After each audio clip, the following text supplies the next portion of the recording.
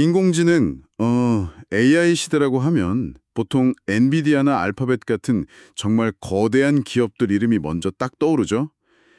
AI라는 단어만 붙어도 주가가 막 하늘 높은 줄 모르고 치솟는데 거의 당연하게 느껴지고요. 그런데 말이죠. 만약에 AI 사업을 하고 있고 매출도 20%나 성장하고 심지어 수백만 달러 흑자까지 내는 회사가 있다고 해보죠. 근데 이 회사 주가가 한 달 만에 23%나 폭락했다면 어떨까요? 이건 뭔가 좀 앞뒤가 안 맞는 이야기처럼 들리잖아요. 그렇죠. 상식적으로는 선뜻 이해하기 힘든 상황이죠. 보통 그런 실적이면 주가가 올라도 시원찮을 판이니까요. 바로 그겁니다. 오늘 우리가 깊이 파고들 이야기는 바로 이노데이터라는 회사를 둘러싼 이 미스터리입니다. 이 회사가 AI 모델을 훈련시키는 데 꼭 필요한 데이터를 준비하고 가공하는 뭐랄까 AI 산업에 보이지 않는 기반을 닦는 아주 중요한 역할을 하거든요. 근데 이렇게 탄탄해 보이는 회사가 왜 이런 일을 겪었을까요? 이번 시간에는 이 회사의 주가 하락 이면에 숨겨진 AI 시장의 속살, 그리고 투자자들의 그 복잡한 심리를 함께 파헤쳐 보겠습니다. 네, 아주 흥미로운 주제입니다. 이 현상을 대대로 이해하려면 두 가지 전혀 다른 렌즈가 필요해요. 하나는 이노데이터라는 회사 자체의 실적 발표를 자세히 들여다보는 현미경이고요. 다른 하나는 AI 산업 전체를 둘러싼 거대한 분위기, 이걸 조망하는 망원경이죠. 이 두 가지 관점이 충돌하면서 지금의 이 기묘한 상황이 만들어진 겁니다. 현미경과 망원경이라. 와, 비유가 재미있네요. 그럼 먼저 현미경으로 회사 내부를 들여다보죠. 제가 가장 이해가 안 됐던 부분이 바로 이 실적이었어요. 주가가 23%나 떨어졌으면 당연히 끔찍한 실적을 발표했을 거라고 생각했는데 3분기 보고서를 보니까 전혀 아니었어요. 매출은 6,260만 달러로 작년보다 20% 늘었고 순이익도 830만 달러나 기록했고요. 이건 누가 봐도 좋은 성적 아닌가요? 시장은 도대체 뭘 보고 실망한 걸까요? 바로 그 지점이 이 이야기의 핵심적인 첫 번째 반전입니다. 숫자만 보면 분명히 훌륭한 성과죠. 시장 예상치보다도 높은 매출이었고요. 하지만 월스트리트의 기대치라는 건 조금 다른 방식으로 작동합니다. 특히 AI처럼 폭발적으로 성장하는 분야에서는 얼마나 벌었는가만큼이나 얼마나 빠르게 성장하고 있는가, 즉 성장률의 가속도를 굉장히 중요하게 봅니다. 가속도요? 아, 그러니까 절대적인 속도보다 그 속도가 계속해서 더 빨라지기를 원한다. 이런 건가요? 정확합니다.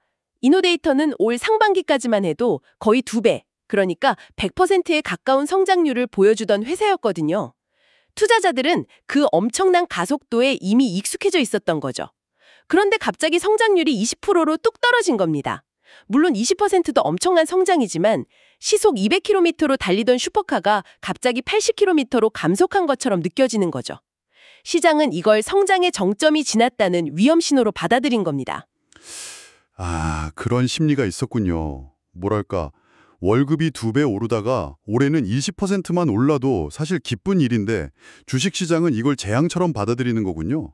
근데 더 기묘한 건요. 실적 발표 직후에 주가가 오히려 7%나 급등했다는 사실입니다. 감속했다고 실망했다면서 이건 또 어떻게 설명해야 하죠?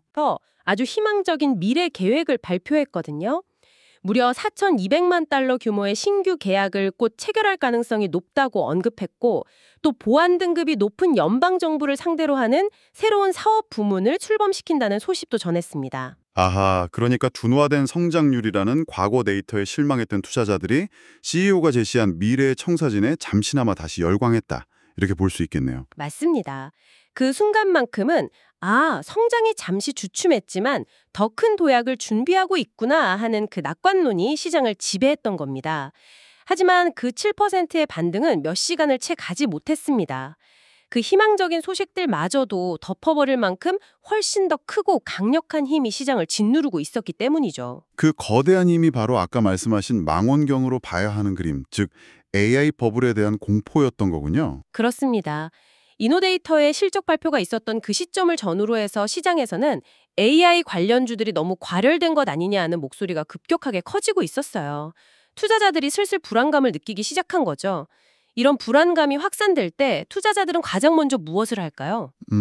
바로 포트폴리오에서 위험성이 높다고 생각되는 자산부터 덜어내기 시작합니다. 이노데이터가 거기에 해당됐다는 거군요. 아니 근데 꾸준히 흑자를 내는 회사가 왜 위험 자산으로 분류가 되는 거죠? 여기서 스몰캡, 즉 소형주라는 특성이 중요해집니다. 이노데이터는 시가총액이 20억 달러 미만인 거대 기업 엔비디아나 마이크로소프트에 비하면 아주 작은 회사입니다. 펀드 매니저가 AI 섹터의 비중을 줄여야겠다고 마음먹었다고 한번 상상해 보세요. 자신의 포트폴리오 핵심 자산인 엔비디아를 파는 것과 상대적으로 비중이 작은 이노데이터 같은 소형주를 파는 것 중에 어느 쪽이 더 쉬울까요? 당연히 소형주를 먼저 정리하겠죠. 핵심 자산을 건드리는 건 아무래도 부담스러우니까요. 아까 그 배 비유가 생각나네요. 잘 만들어진 튼튼한 작은 배가 있는데 거대한 폭풍우가 몰아치니까 함대의 선장이 무게를 줄이기 위해서 그 작은 배부터 바다에 버리기로 결정한 것과 비슷한 상황이군요. 배 자체의 성능과는 아무 상관없이요. 와, 정말 완벽한 비유입니다. 바로 그거예요. 시장 전체에 대한 공포가 개별 기업의 펀더멘탈, 그러니까 실적이나 수익성을 그냥 압도해버리는 현상이죠. 이노데이터의 830만 달러 흑자라는 그 훌륭한 성적표조차도 AI 버블 붕괴라는 거대한 불안감 앞에서는 아무런 힘을 쓰지 못한 겁니다. 이제 정리가 좀 되네요. 결국 이노데이터의 주가 하락은 회사 내부의 성장 가속도 둔화라는 요인과 회사 외부의 AI 산업 전반에 대한 공포라는 두 가지 악재가 동시에 터지면서 벌어진 일이었군요. 자, 그럼 이 모든 상황을 겪은 이노데이터의 미래는 어떻게 봐야 할까요?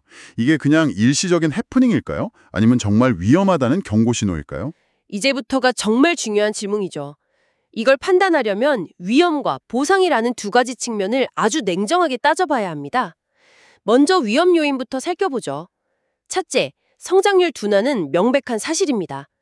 회사가 4분기 성장률 예상치를 약 17%로 제시했는데 이건 3분기의 20%보다도 낮은 수치거든요. 폭발적인 성장의 시대는 끝났다는 신호로 읽힐 수 있는 거죠. 그리고 그 성장마저도 좀 불규칙할 수 있다는 점도 있겠네요.